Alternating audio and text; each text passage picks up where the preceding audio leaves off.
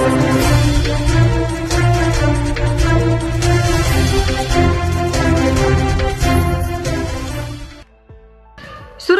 માતાના જ મિત્રે 18 વર્ષની યુવતી જ્યારે 16 વર્ષની હતી ત્યારથી તેના પર બળાત્કાર ગુજાર્યો હોવાનો બનાવ સામે આવતા પોલીસે નરાધમને ઝડપી પાડ્યો છે।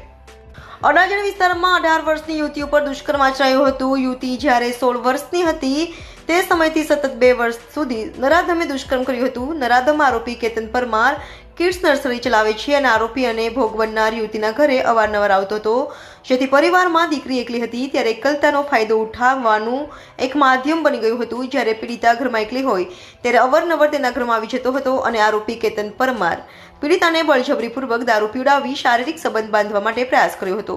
જો પીડિતા તેનો વિરોધ નોંધાવતા આરોપીએ બેલ્ટ વડે તેને માર મારી બળાત્કાર ગુજારતો હતો। આ રીતે આરોપીએ સતત 2 વર્ષ સુધી ભોગ બનનાર સાથે દુષ્કર્મ આચર્યું હતું। અંતે ભોગ બનનાર યુવતીએ સમગ્ર ઘટના માતાને કહેતા સમગ્ર મામલો અડાજણ પોલીસ સ્ટેશને પહોંચ્યો હતો, જ્યાં પોલીસે ઘટનાની ગંભીરતા જોતા તાત્કાલિક ફરિયાદ નોંધી આરોપી કેતન પરમારની ધરપકડ કરી આગળની કાર્યવાહી કરી છે।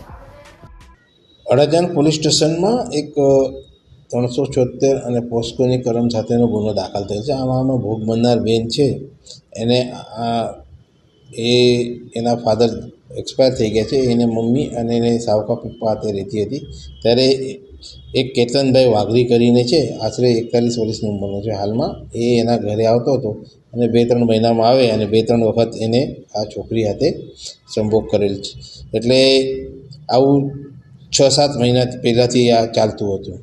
પછી આ છોકરી કોઈને કીધું નહીં, કંઈ નહીં, પરંતુ પછી 2-3 દિવસ પહેલાં એ એના મામાના ઘરે ગઈ ત્યારે એ છોકરીએ એના મામાને અને એના કાકા પપ્પાને કીધું એના તો પછી એ લોકો અડાજણ પોલીસ સ્ટેશનમાં ફરિયાદ કરવા આવેલ અને અડાજણ પોલીસે તરત જ એમની ફરિયાદ લઈ અને આ ગુનો દાખલ કરવામાં આવેલ છે અને આરોપીને પણ અટક કરવામાં આવે છે। આરોપીનું નામ કેતનભાઈ વાઘરી છે, જે આશરે 41 વર્ષનો છે અને અગાઉથી જ લગ્ન છે, એને 2 છોકરા અને 1 છોકરી છે સંતાનમાં, અને હાલમાં આરોપીને અટક કરેલ છે।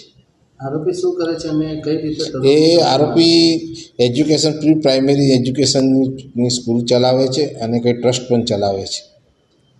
કઈ રીતે સમગ્ર મામલો ચાલે? સમગ્ર મામલો આ છોકરી એના મામાના ઘરે ગયેલી ત્યારે એ છોકરીએ એના મામાને આ વાત કરેલી। પછી એ લોકોએ નિર્ણય લઈને અડાજણ પોલીસ સ્ટેશનમાં આવેલ અને એ લોકોએ ફરિયાદ આપેલ છે અને ગુનો દાખલ કરવામાં આવેલ છે।